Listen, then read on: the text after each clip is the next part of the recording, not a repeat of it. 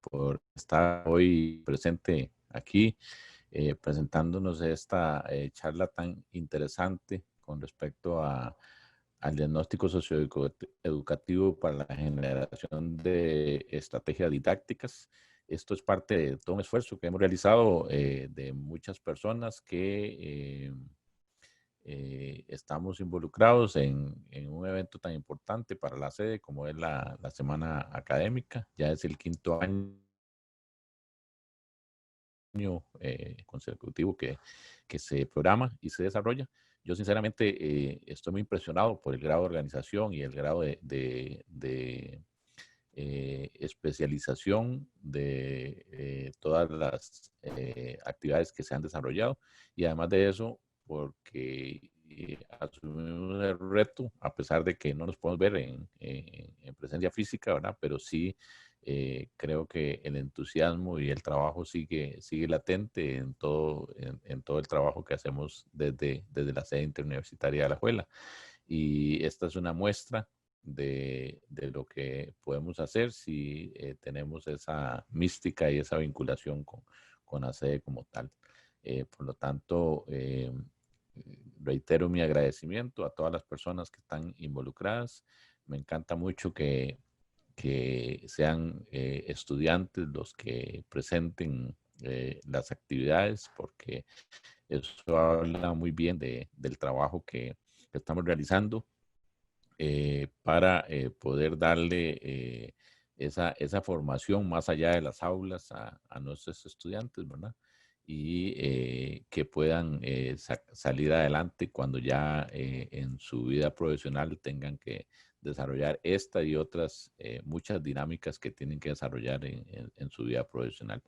Sin más por el momento, quisiera agradecerles y en alguna medida utilizar este espacio como para hacer una inauguración oficial de la semana académica y con la presencia de todos los académicos y académicas respetables que están hoy presentes. Muchas gracias y podemos continuar con la actividad.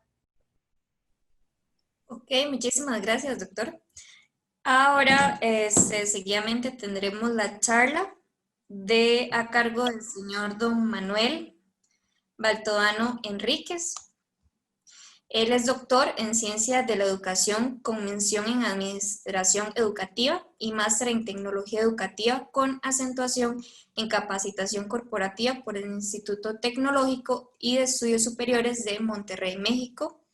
Es asesor nacional de educación en el Departamento de Investigación, Desarrollo e Implementación del Ministerio de Educación Pública de Costa Rica y por más de 25 años ha ejercido la docencia universitaria en instituciones de educación superior nacionales y extranjeras y actualmente es profesor e investigador en la Escuela de Ciencias de la Educación de la Universidad Estatal a Distancia de Costa Rica. Es autor de varios libros y artículos relacionados con modelos de trabajo colaborativo e integración de las tecnologías digital en educación, gestión de proyectos educativos, diagnóstico socioeducativo, metodología de investigación y capacitación sociocorporativa. Buenas tardes, doctor Manuel. ¿Puede empezar? Muchas gracias a los compañeros académicos de la Universidad Nacional, a don Roberto y al estudiantado que nos acompaña en el día de hoy. Parte de la presentación se basa en algunas experiencias sobre cómo generar diagnósticos socioeducativos que permitan hacer contextualización de las estrategias didácticas que aplicamos en los trayectos formativos a nivel de la educación superior. Siempre se ha dicho, ¿verdad? O siempre está instituido dentro del currículum las aspiraciones en la formación y siempre se ha dicho que gran parte de las expectativas que se cifran sobre esa formación tiene que ver justamente con la capacidad que tengamos para poder tener experiencias de aprendizaje que se ajusten a las necesidades y a las condiciones específicas del contexto. Dicha contextualización es posible mediante estrategias ¿verdad? Mediante el planteamiento de estrategias de diagnóstico que nos permitan acercarnos a la realidad y poder generar esas estrategias didácticas. La forma como se visualicen esas estrategias didácticas y las características de estas, pues en cierta forma van a condicionar el accionar educativo y también van a coadyuvar en el desarrollo de los aprendizajes y las metas esperadas en cada uno de los cursos, ¿verdad? Entonces, a nivel internacional se han hecho varias investigaciones en torno a cuáles son estrategias que permiten hacer diagnósticos socioeducativos. En cierta forma, pues uno de los procesos que ha tenido mayor auge en los últimos años y que ha tenido mayores resultados tiene que ver con los procesos de investigación-acción. Y estos procesos de investigación-acción tienen una base epistemológica muy limitada en torno a poder establecer o reconstruir significados de acuerdo a los intereses de las personas actoras que están involucradas en los procesos de enseñanza-aprendizaje, ¿verdad? Y este discurso y este planteamiento de esas estrategias de enseñanza-aprendizaje también tiene que ver con una perspectiva que se debe desarrollar en la educación, que tiene que ver con comprender cuáles son las condiciones del contexto social, ¿verdad? Y cómo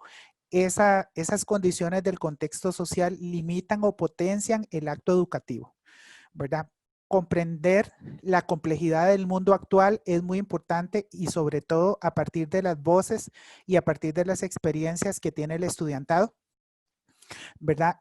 Cada persona estudiante o cada persona involucrada en procesos de enseñanza y aprendizaje, igual el profesorado, tiene experiencias, tiene expectativas de vida, tiene condiciones específicas que lo han relacionado con el mundo social y es muy importante poder permear las estrategias que utilizamos o las metodologías que utilizamos para la mediación de esa comprensión y de esa complejidad del mundo social a partir de las propuestas o a partir de las experiencias vividas por las personas estudiantes y las personas que están involucradas en ese proceso, ¿verdad? Implementar un proceso diagnóstico o conocer mediante el diagnóstico mediante un proceso de investigación-acción significa la recolección de datos, obviamente, ¿verdad? Tener un perfil delimitado y detallado de cuáles son las condiciones particulares que tiene el estudiantado,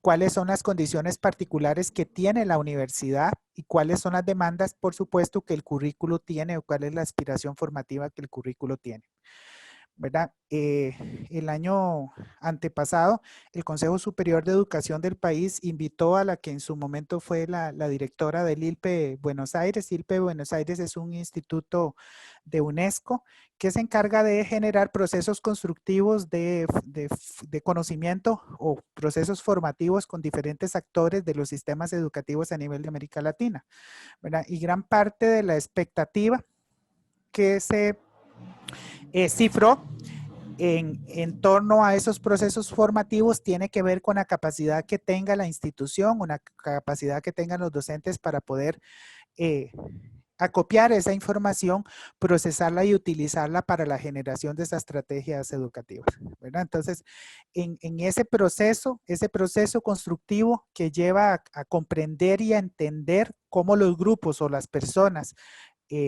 ven el mundo, ¿verdad? ¿Cuáles son sus necesidades? ¿Verdad? Conlleva una práctica reflexiva que en cierta forma permite generar estrategias de enseñanza de aprendizaje desde el currículum universitarios que tengan sentido y pertinencia para las personas a las cuales se dirigen, ¿verdad? Y en este sentido, gran parte de esa práctica reflexiva tiene que ver con la posibilidad, ¿verdad? O con la capacidad que tenga el profesorado para poder relacionar la teoría y la práctica con miras a establecer esos cambios o esas situaciones que en cierta forma son parte del proceso formativo y que hacen y que son necesarias para darle sentido a la formación, ¿verdad? Generalmente este tipo de procesos, ¿verdad? Y este tipo de procesos conllevan al planteamiento de estrategias, ¿verdad? estrategias didácticas para el aprendizaje que tienen una secuencia cíclica, ¿verdad? Esa secuencia cíclica tiene que ver con un proceso de planificación, ¿verdad? Que implica o que se instituye una vez que se genere ese proceso diagnóstico, ¿verdad? De esas situaciones, problemas o esa formulación, ¿verdad? De situaciones, problemas que acontecen y que se pueden entrelazar con los contenidos y las aspiraciones que tiene el currículum, ¿verdad? Y en cierta forma, parte de esa planificación tiene que ver con poder evidenciar esas necesidades del contexto y extrapolarlas o traerlas al contexto de aula, ¿verdad? Este proceso de planificación, pues, posteriormente va a permitir actuar o generar la acción, ¿verdad?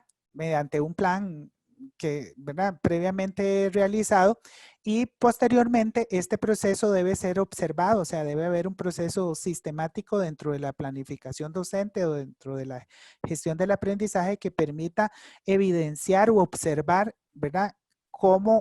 ¿Verdad? Cómo se están desarrollando esas estrategias o esas aspiraciones del aprendizaje a partir de lo que se ha observado o se ha diagnosticado, ¿verdad? Y posteriormente, pues una vez que se haga la observación, pues reflexionar, ¿verdad? Ir reflexionando sobre qué aspectos se podrían mejorar o qué aspectos se podrían favorecer o reforzar, ¿verdad? Como agentes educativos de cambio, ¿verdad? Para generar una nueva situación o una nueva perspectiva para el aprendizaje, ¿verdad? Entonces, cuando hablamos de procesos de investigación-acción, estos procesos siempre generan un ciclo, ¿verdad? Que es recursivo, que siempre inicia con un diagnóstico, ¿verdad? Con un involucramiento de esas condiciones o esas necesidades detectadas en el contexto, una planificación, una acción, una observación de cómo esas estrategias o esos aspectos que hemos planificado pueden generan algún tipo de mejora y una reflexión en torno a eso, ¿verdad?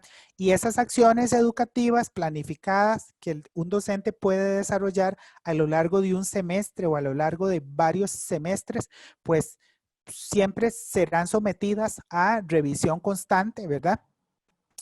Una vez desarrollada la estrategia didáctica, ¿verdad? En términos generales, podríamos plantear una estrategia didáctica un semestre, ver cómo nos funciona esa estrategia didáctica para ese grupo o en esas condiciones específicas que hemos determinado, considerando las características del contexto y las características socioeducativas del estudiantado, y posteriormente podemos, ¿verdad? Revisarlo nuevamente, volver a aplicarlo otro semestre, observar y volver a reflexionar y así sucesivamente hasta lograr, ¿verdad? Una mejora significativa en la problemática que hemos identificado. Las estrategias didácticas, ¿verdad? Lo que buscan, o el diagnóstico mediante el desarrollo de estrategias didácticas mediante un diagnóstico, lo que busca es perfeccionar o alinear, ¿verdad? Ciertas situaciones, problemas que se presentan en el contexto universitario, que generalmente tienen una relación con el quehacer docente y con las estrategias de enseñanza de aprendizaje para el logro de los objetivos o de los saberes esperados, ¿verdad? En este proceso, ¿verdad? Constructivo de conocimiento, vamos a ver un poco cuáles son los pasos para lograr, digamos, generar estrategias didácticas en cierta forma contextualizadas y alineadas a las condiciones particulares del contexto, ¿verdad? Entonces, en primera instancia, tenemos la inmersión en el contexto, que sería el proceso diagnóstico, ¿verdad? Entonces, este proceso diagnóstico o esta inmersión en el contexto tiene que ver con la capacidad que la persona docente tenga o las personas involucradas tengan para poder evidenciar problemas, ¿verdad? Para poder evidenciar diferentes tipos de problemas que se dan en el contexto de aula o fuera de ella, ¿verdad? Y que en cierta forma requieren ser estudiadas o profundizadas para poder coadyuvar en el aprendizaje del estudiantado. Entonces, la definición de un problema, de cualquier tipo de problema, conlleva a conocer o a determinar 5 aspectos, ¿verdad? ¿Qué quiero saber en relación con qué aspecto, en quiénes, en qué, en dónde, en qué lugar y el tiempo específico? ¿Verdad? Esa definición de problemas, lo ideal es que se construya o se haga a partir de la interacción que tenga la persona docente con el estudiantado y con todos los actores que están involucrados en ese proceso de enseñanza-aprendizaje, ¿verdad? A partir de la problematización, pues se evidencian, ¿verdad? Otra de las grandes tareas para hacer el diagnóstico es poder establecer cuáles son las causas directas o indirectas de ese problema, ¿verdad? O de esos problemas que estamos identificando. Y también ver cuáles son las afectaciones o cuáles son los efectos, los síntomas y las consecuencias que esas problemáticas están generando en ese proceso de enseñanza-aprendizaje, ¿verdad? Al final y al cabo, una estrategia didáctica es un medio que permite, ¿verdad?, lograr los aprendizajes esperados considerando todos los aspectos de contexto que se contraponen a esa acción educativa o que están en cierta forma limitando o que están generando ese problema central, ¿verdad? La idea es que para poder evidenciar esos problemas podamos hacer diferentes reuniones o diferentes grupos para poder evidenciar cuáles son los problemas más, digamos, de mayor alcance, que tienen mayor incidencia en esos procesos de enseñanza-aprendizaje o que se contraponen a las aspiraciones o a las metas de aprendizaje y que de cierta forma podamos establecer cierto orden, ¿verdad? Este tipo de esquema o este diagrama de árbol es muy utilizado en la planificación del marco lógico porque permite luego extrapolar o convertir este problema en una meta de aprendizaje, en una aspiración educativa y nos permite también, mediante las estrategias didácticas, poder planificar ciertas acciones que nos permitan combatir esas causas, ¿verdad? Que están provocando ese problema y en cierta forma convertir esos efectos o esas consecuencias que en un inicio son negativas en metas de aprendizaje, ¿verdad? Entonces, la idea aquí es que podamos, digamos, luego, ¿verdad? A partir del problema central que se deriva de esa experiencia o de ese contexto, ¿verdad? Poder establecer un objetivo central o un objetivo general, ¿verdad? En el cual se va a fundamentar o va a orientar la aspiración de la estrategia didáctica que se quiera utilizar, ¿verdad? En cierta forma, también podríamos pensar que las causas podrían ser objetivos, ¿verdad? O aspectos o metas que pretendemos lograr para solventar la situación problema o el problema central. Esas causas las podemos convertir en objetivos que posteriormente se van a derivar en acciones que nos permitan generar mejoras para esa situación. Por ejemplo, ahorita hablando un poco de la situación que acontece en el país y la emergencia sanitaria, se generan muchos problemas a nivel pedagógico, a nivel didáctico, a nivel de evaluación de los aprendizajes, sobre todo porque estamos haciendo prestación de un servicio educativo utilizando las tecnologías digitales o los medios digitales, ¿verdad? Pero los programas de estudio, ¿verdad?, de las universidades generalmente no están diseñados para ser impartidos en un modelo de aprendizaje en línea, ¿verdad? Los recursos didácticos para el aprendizaje se han tenido que ajustar a esa nueva realidad y a esas nuevas necesidades. La evaluación de los aprendizajes se ha tenido que ajustar a esa nueva realidad.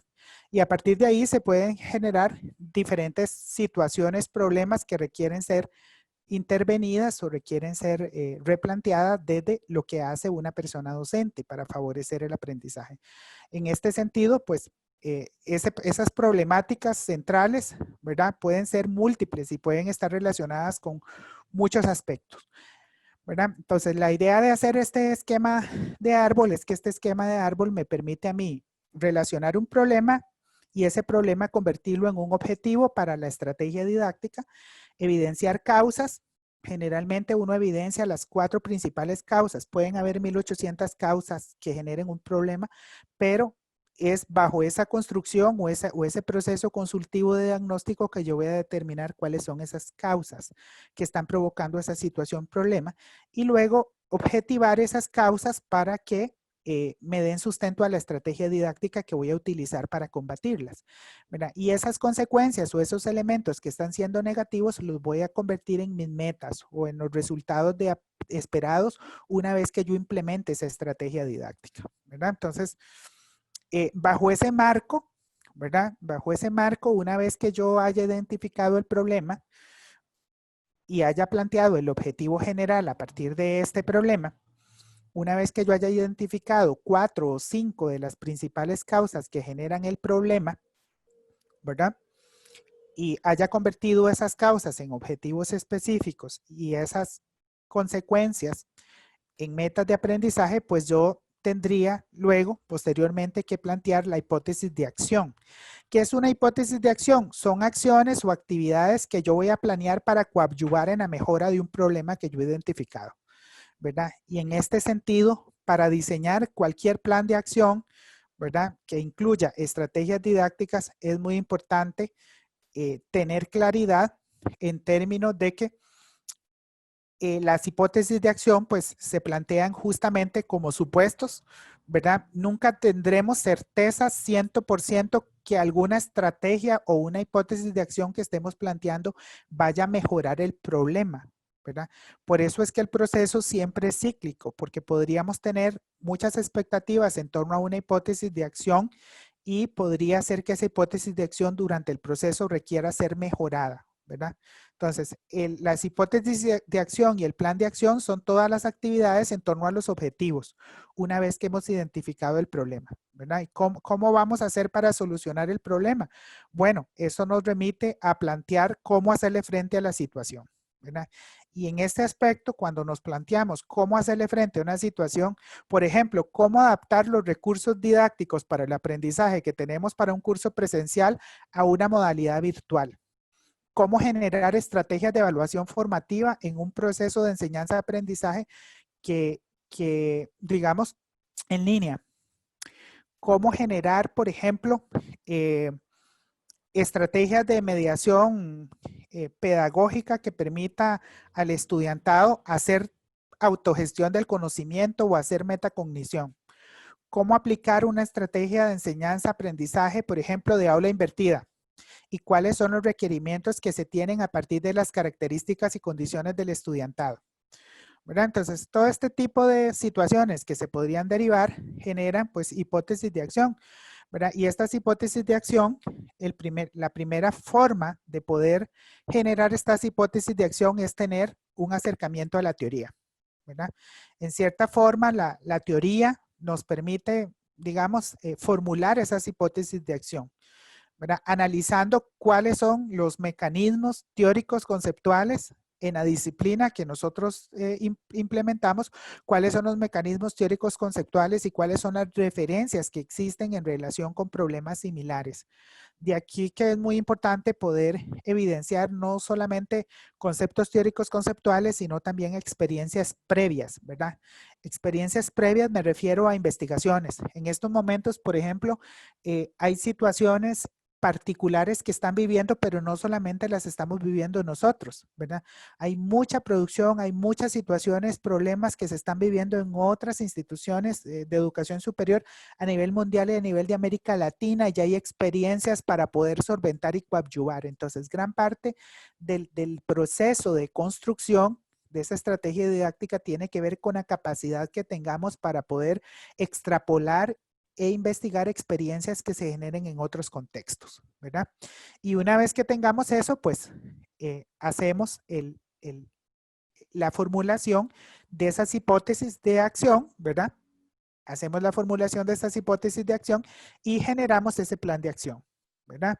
Ese plan de acción tiene diferentes aspectos, pero los 4 aspectos más importantes de un plan de acción tiene que ver en primera instancia con la orientación metodológica, ¿verdad? ¿A qué me refiero yo con orientación metodológica? Me refiero con orientación metodológica a todas las estrategias, ¿verdad? O el enfoque pedagógico que vamos a utilizar para dar sentido a esas hipótesis o a esas acciones, ¿verdad? Para intervenir en ese problema o en esa situación que hemos identificado, ¿verdad? Tiene que ver con todos los modelos didácticos o las estrategias que vamos a utilizar para organizar el aula organizar el espacio virtual del aprendizaje en donde lo vamos a desarrollar. Tiene que ver también con pensar y visualizar cuáles son esas estrategias de evaluación que me van a permitir a mí generar ese proceso constructivo de conocimiento. Y cuando hablo de evaluación, no estoy hablando de exámenes. Estoy hablando de una evaluación formativa que me permita diagnosticar cuáles son los aprendizajes que el estudiantado tiene, cuáles son los conocimientos previos que el estudiantado tiene, cuáles son los niveles de apropiación de ese conocimiento, qué apoyos necesita el estudiantado para nivelarse, ¿verdad? Con esos contenidos o con esos conceptos que están implícitos en esa acción formativa o en esa estrategia didáctica que yo estoy utilizando, ¿verdad? ¿Cuáles son los instrumentos que yo voy a utilizar o los medios o los recursos digitales que yo voy a utilizar para poder evidenciar que un estudiante está aprendiendo algo más allá de un 7, un 8, un 9, un 10 en una prueba? ¿Verdad? ¿Cómo constato yo, cómo evidencio que el estudiante en cierta forma o las personas que están involucradas en el proceso de enseñanza-aprendizaje se están apropiando de esos contenidos, ya sean conceptuales, ya sean procedimentales, ya sean contenidos actitudinales? ¿Verdad? Y también algo muy importante, cómo va a ser el clima de aula, ¿verdad? Cómo se va a evidenciar el trabajo en equipo para establecer esas relaciones o ese ambiente de aprendizaje que favorezca la convivencia y que favorezca el trabajo colaborativo, ¿verdad? La valoración que debe existir dentro tanto del ambiente de aprendizaje, si fuera en el caso de un aprendizaje virtual, cómo sería el clima de aula, cuáles serían los mecanismos que permitan afianzar esas estrategias de camaradería y trabajo en equipo para aprender. Y también la participación, digamos, en cierta forma de las familias o los actores que estén involucrados. En este caso, se habla un poco de la participación de las familias, evidenciando de que en estos momentos hay condiciones muy particulares, ¿verdad? Entonces, las familias juegan un papel preponderante en estos procesos. Los espacios de aprendizaje en las casas, las interacciones que existan, los apoyos que las personas que están en un proceso formativo requieren de sus familias, ¿verdad? Es muy importante dentro de la construcción de este conocimiento, ¿verdad? Entonces, la participación y la colaboración, digamos, de las familias o de los allegados al estudiantado que está en este proceso es un elemento, digamos, clave en el desarrollo de estas prácticas. En educación universitaria, pues con menos incidencia a las familias, pero siempre el apoyo de las familias es un elemento muy importante dentro del proceso, ¿verdad? Generalmente, pues las familias tienen que conocer cuáles son, digamos, las tareas o cuáles son las implicaciones que tiene la persona, digamos, las tareas que tiene la persona estudiante y también en cierta forma, pues darle los apoyos correspondientes. Igual también respetar los horarios y los espacios para poder generar este ambiente hogareño que requiere un proceso de enseñanza-aprendizaje, sobre todo en las condiciones que estamos actualmente, ¿verdad? Y a partir del planteamiento de estas hipótesis y del plan de acción viene la parte posteriormente de la implementación, ¿verdad? Que es ya cuando ponemos en perspectiva el desarrollo de esas estrategias didácticas que hemos generado a partir de ese proceso diagnóstico o a partir de ese proceso constructivo, ¿verdad? En este caso, pues obviamente se desarrolla el plan de acción y al desarrollar el plan de acción es muy importante ir evidenciando, ¿verdad? Cómo se aplica, ¿verdad? Cómo se va aplicando este plan de acción e ir recolectando información. Si de algo podemos estar seguros que tiene la tecnología es que la tecnología nos permite recopilar mucha data. Y también en la interacción que tenemos digital hay mucha información que queda ahí, ¿verdad? Entonces, lo más importante es poder evidenciar, ¿verdad? O poder generar instrumentos o técnicas que nos permitan recolectar información cuando apliquemos esa estrategia didáctica, cuando apliquemos la implementación de esa estrategia didáctica que hemos identificado para solventar el problema. Y esa información, en cierta forma, nos va a permitir poder valorar, ¿verdad? Nos va a permitir poder valorar, digamos, cuál es el grado, digamos, de efectividad que hemos tenido al hacer esa implementación, ¿verdad? Y buscar, ¿verdad? Una mejora, ¿verdad? De las condiciones. También esta esta información, ¿verdad? O esta generación de instrumentos para recolectar datos, ¿verdad? Que no necesariamente tienen que ser pruebas, podemos generar entrevistas, podemos hacer un diálogo socrático con el estudiantado, podemos hacer una sesión inicial con información que le consultemos al estudiantado durante y al final de la estrategia, etcétera, ¿verdad? Entonces la idea es poder valorar, ¿verdad? En qué se puede mejorar esa estrategia, ¿verdad? ¿Cuáles son los aspectos que se podrían mejorar, ¿verdad? De esas estrategias, recibir realimentación del estudiantado, de las personas que han estado involucradas una vez que finaliza un curso o una acción formativa, ¿verdad?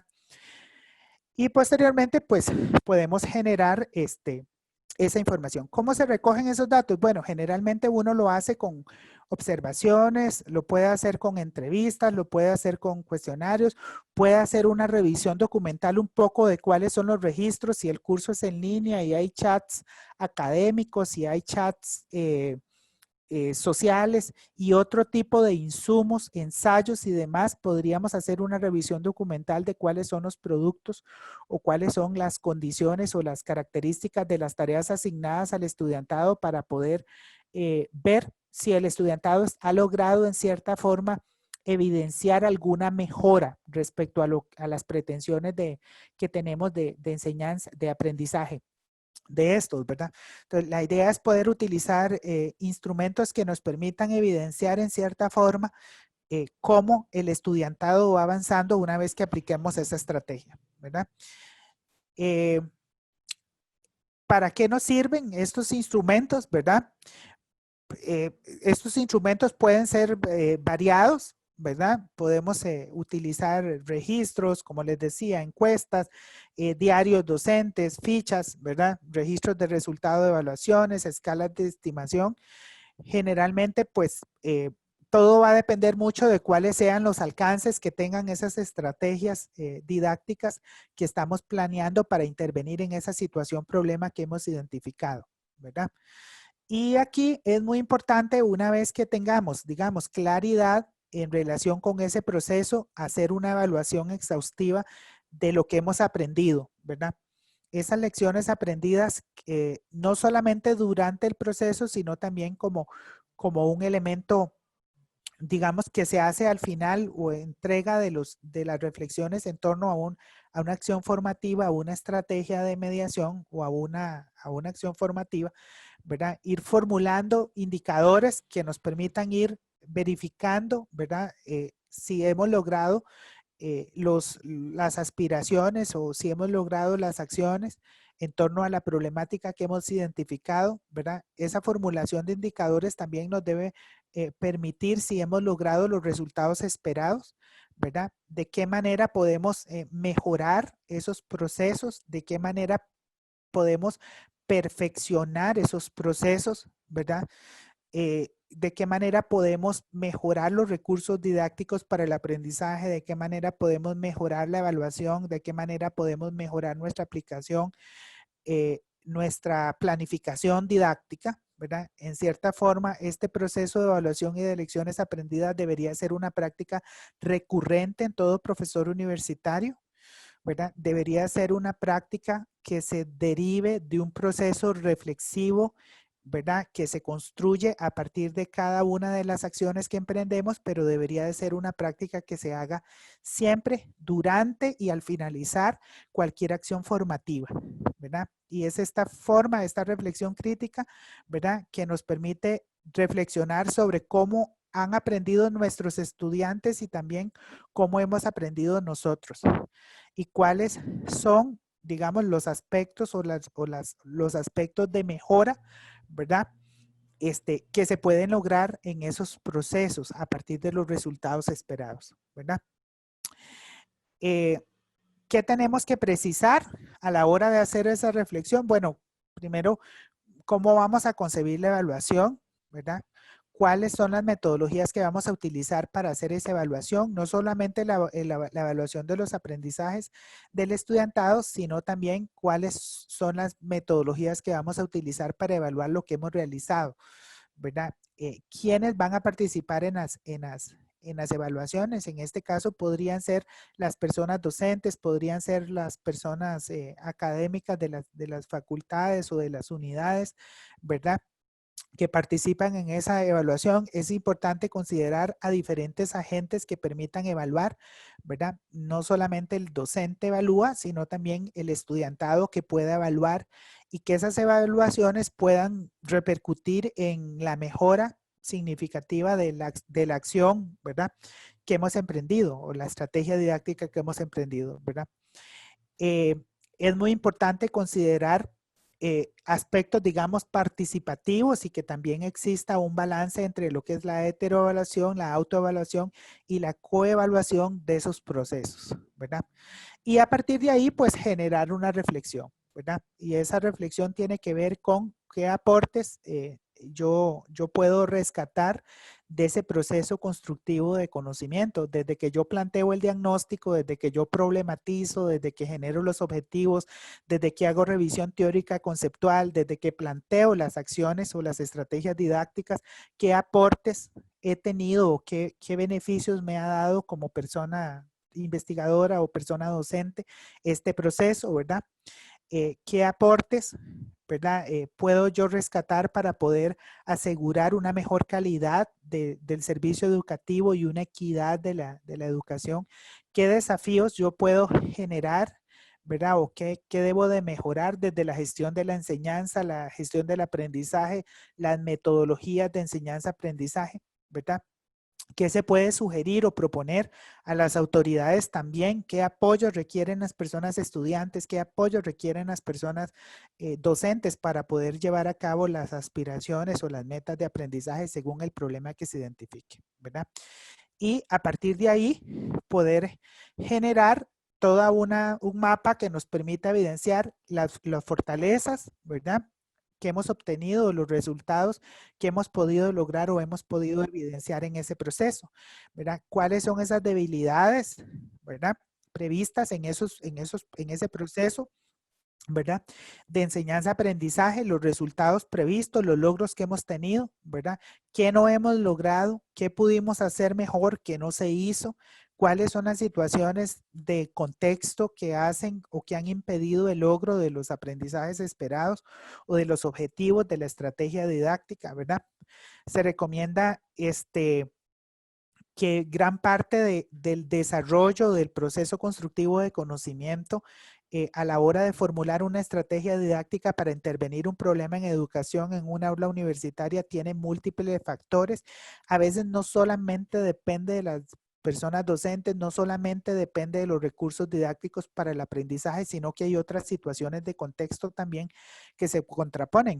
Y entonces, en ese sentido, es muy importante asegurar qué es lo que se requiere para lograr el éxito deseado. Y sobre todo, pues que estas lecciones aprendidas nos sirvan para mejorar, perfeccionar y reflexionar sobre nuestra propia práctica, que es un aspecto, digamos, muy importante. Es importantísimo también tener en cuenta que ninguna acción, ninguna hipótesis de acción que hagamos, así sea con el mejor diagnóstico del mundo, va a solventar de manera radical un problema, porque los problemas actuales tienen fuentes y tienen causas multidimensionales que a veces rebasan, ¿verdad?, la acción educativa, ¿verdad? Yo he trabajado mucho en zonas indígenas y uno se da cuenta de que por más recursos económicos que se tengan en la zona, por mejores infraestructura escolar, por mejor computadoras, por mejor conexión a internet, por mejores condiciones y características que tenga un centro educativo para prestar una educación de calidad, hay otras situaciones particulares que se salen del ámbito educativo y que se contraponen, que tiene que ver, por ejemplo, con la salud, que tiene que ver con el acceso a bienes y servicios, que tiene que ver con infraestructura vial, que tiene que ver con organización comunitaria. O sea, hay muchos problemas que se derivan y que inciden en el ámbito educativo. Sin embargo, creo que como profesionales en educación, me refiero a profesionales en educación, no es solamente tener un título, es ejercer la docencia y el que ejerce la docencia es un profesional de la educación, ¿verdad? Y en ese sentido tenemos la responsabilidad, por lo menos, de garantizar y perfeccionar nuestra práctica pedagógica con miras a lograr los aprendizajes esperados del estudiantado y brindar las mejores condiciones que la universidad pública debe ofrecer para garantizar esa tan requerida y tan necesaria formación integral, ¿verdad?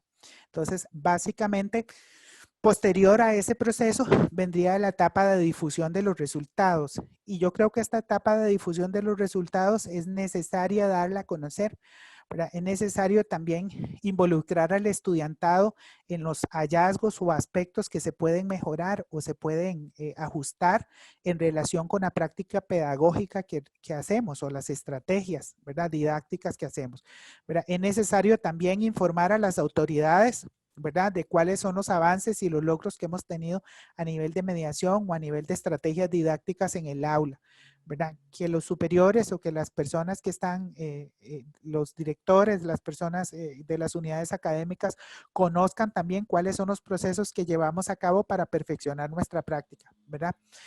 Darlo a conocer y también colaborar un poco con la difusión del conocimiento científico y la ciencia, ¿verdad? Ojalá publicando, ojalá haciendo sistematización de ese proceso y comunicándolo en revistas u otros espacios, ¿verdad?, que la tecnología nos permite para poder también coadyuvar en la mejora de situaciones, problemas similares en otros contextos a nivel tanto local como también a nivel global, ¿verdad? Entonces, básicamente, les agradezco mucho la atención brindada y básicamente, digamos, la propuesta de la generación de estrategias didácticas se fundamenta en estos principios que hemos logrado acá socializar.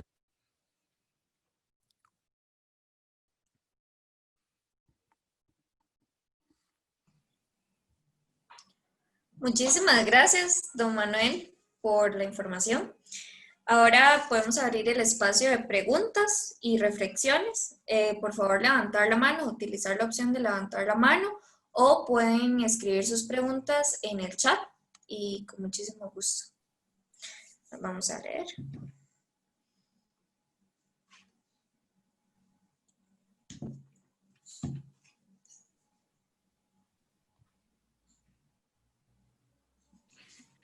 Muy visual, yo con la manita levantada, es que no encuentro mi mano.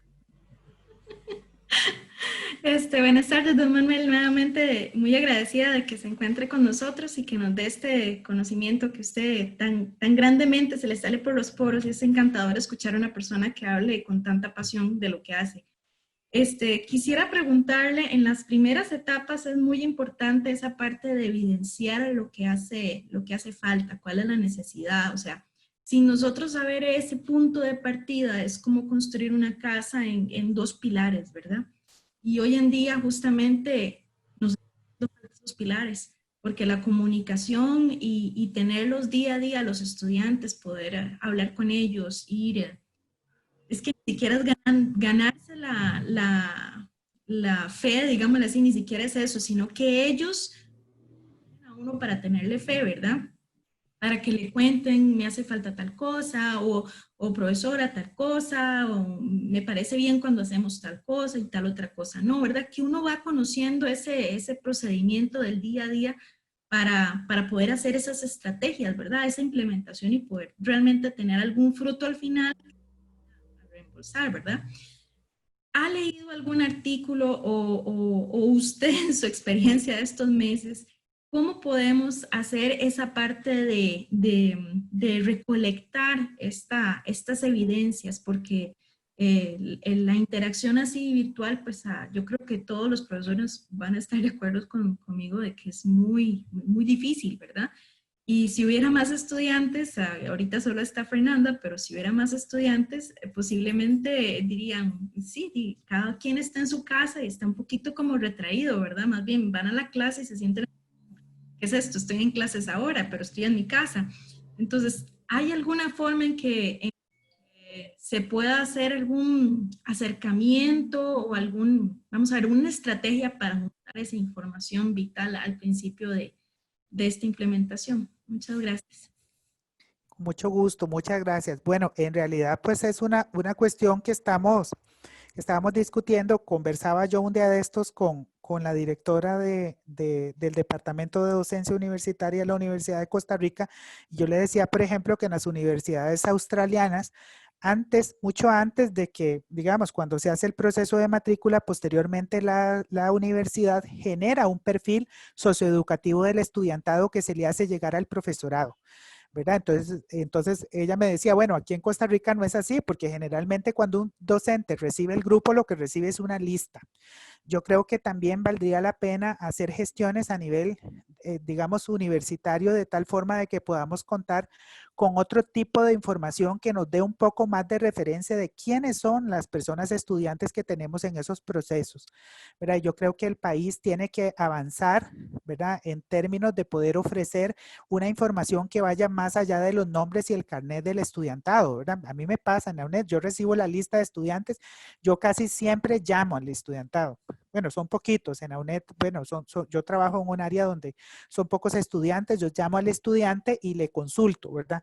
Igualmente yo creo que valdría la pena tener con anticipación información que vaya más allá, digamos, del nombre, porque eso permite también conocer un poco cuál es la experiencia que el estudiantado tiene, ¿verdad? Dependiendo del área donde uno trabaje, uno se consigue, digamos, a veces se encuentra estudiantes que tienen experiencia en muchos ámbitos, estudiantes que no es su primera carrera, ¿verdad? No llegan a la universidad ya con otras profesiones, o estudiantes que nunca han ingresado a la universidad, pero que hablan 2, 3 idiomas, que trabajan en una transnacional, etcétera.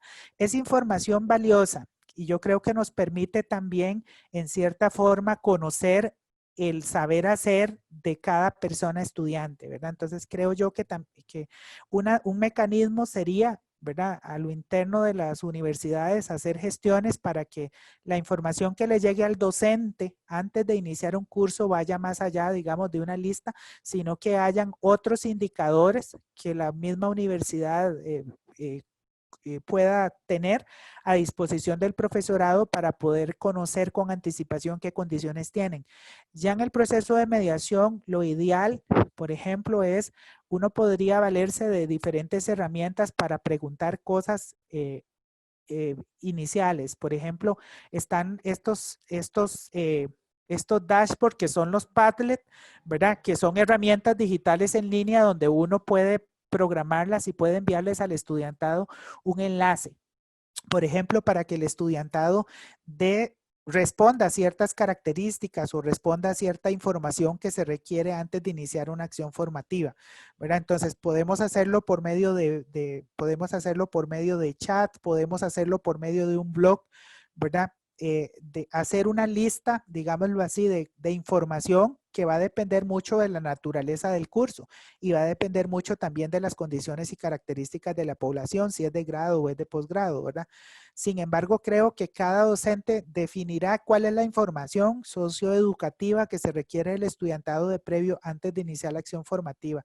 Yo creo que le daría mayor sentido y mayor pertinencia a todas las acciones que emprendamos para coadyuvar en la mejora del aprendizaje de ese estudiantado, y también nos permitiría, en cierta forma, acercarnos un poco más a la realidad que tiene la persona estudiante, que en estos tiempos es fundamental, sobre todo para establecer una hoja de ruta en relación a cuáles son los apoyos que el estudiantado requiere, no solo para apropiarse de los contenidos, sino también cuáles son los apoyos que requiere por parte de la institución, ¿verdad? Puede ser acceso, por ejemplo, identificar estudiantes que no tienen acceso a internet, identificar estudiantes que no tienen conocimiento o dominio de algunas herramientas digitales que a veces damos por sentados que los estudiantes las manejan, y eso no necesariamente es así, ¿verdad? La misma tenencia de dispositivos, ¿verdad? A veces damos por sentado que todos los estudiantes tienen dispositivos o tienen medios para adquirir dispositivos, y eso tampoco es así, ¿verdad? Conectividad, etcétera. Entonces creo yo que ahí valdría la pena hacerlo en esas dos vías, ¿verdad? Demandar de la universidad, de las unidades gestoras, mayor información, ¿verdad? Cuando los estudiantes hacen procesos de matrícula, y que esa información llegue al profesorado, y también, pues, de nuestra parte, utilizar algún tipo de recurso digital para hacer acopio de información valiosa que nos permita hacer más precisas esas estrategias de enseñanza o esas estrategias didácticas para coadyuvar al estudiante en ese proceso formativo.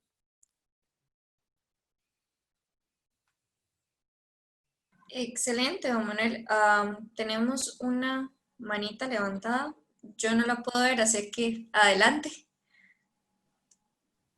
Buenas tardes, supongo que es la mía. Mucho gusto, compañero don Manuel.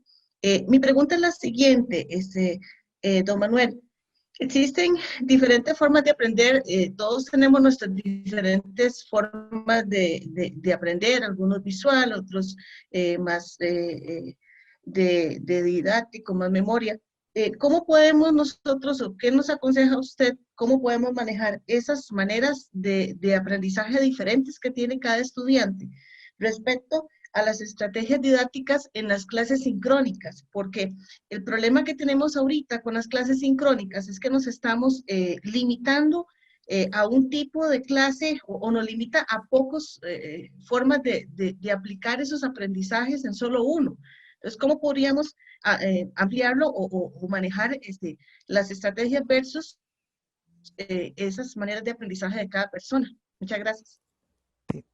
Muchas gracias, compañera. Yo creo que aquí lo más importante también es poder diversificar los recursos didácticos que tenemos para el aprendizaje, ¿verdad? Porque en la medida de que tengamos en cierta forma diferentes apoyos para diversificar esos recursos didácticos para el aprendizaje, en esa medida también vamos a tener la posibilidad de permitirle al estudiantado acceder al conocimiento de diferentes formas, ¿verdad?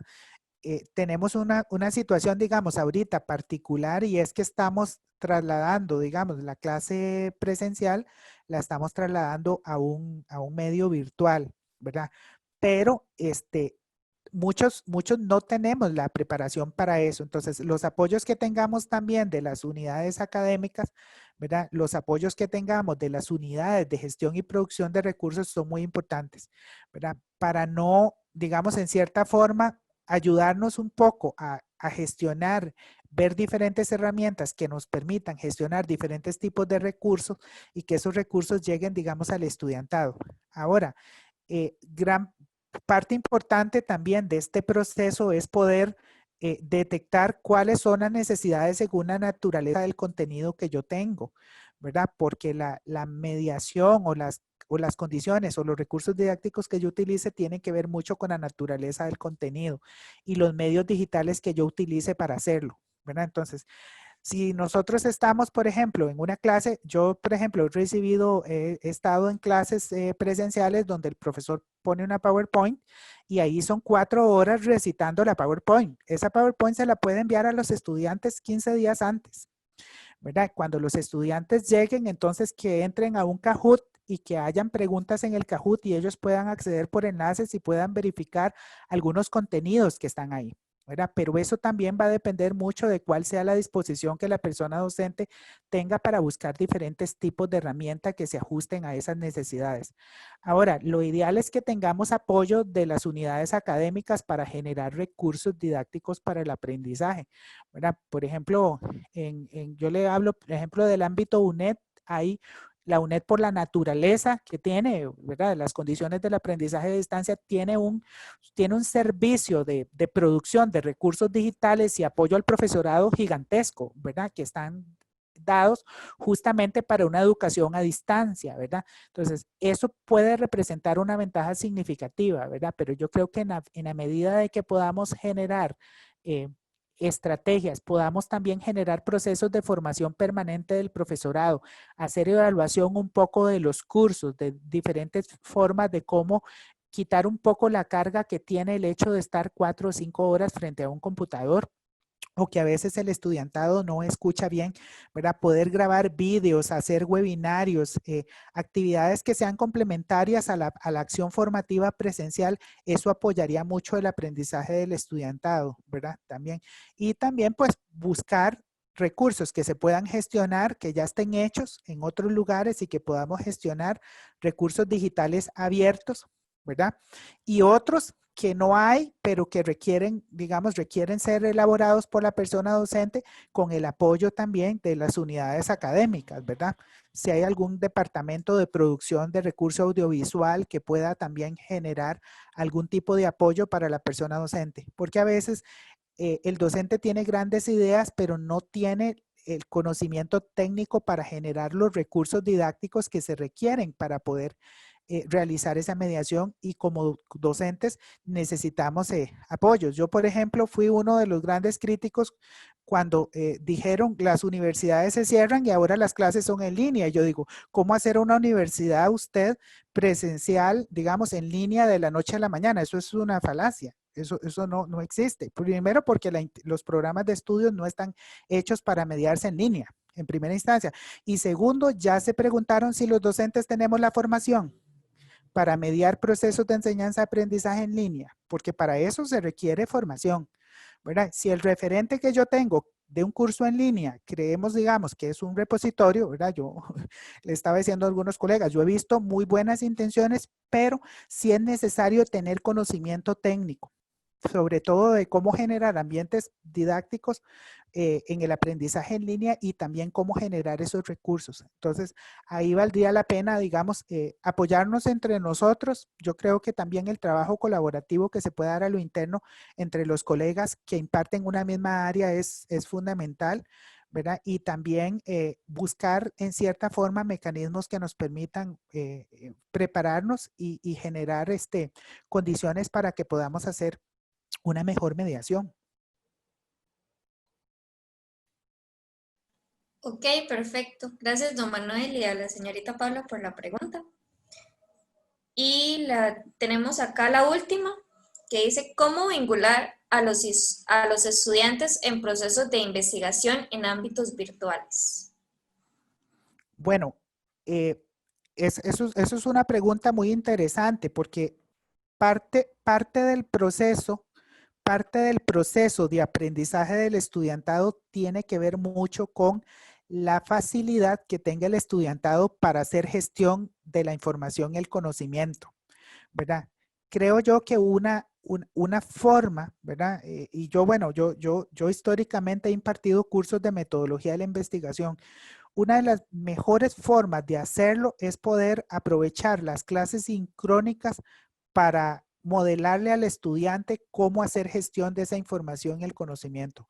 Cómo hacer uso, por ejemplo, de las bases de datos que tienen las universidades. Bueno, por dicha, las universidades públicas tienen bases de datos extraordinarias. Nosotros, por ejemplo, en la UNED tenemos grandes bases de datos y a veces uno se encuentra que el estudiantado lo que referencia es lo primero que se encontró en Google. Entonces, creo yo que lo más importante es modelar una cultura, ¿verdad?, de búsqueda y gestión de información de calidad.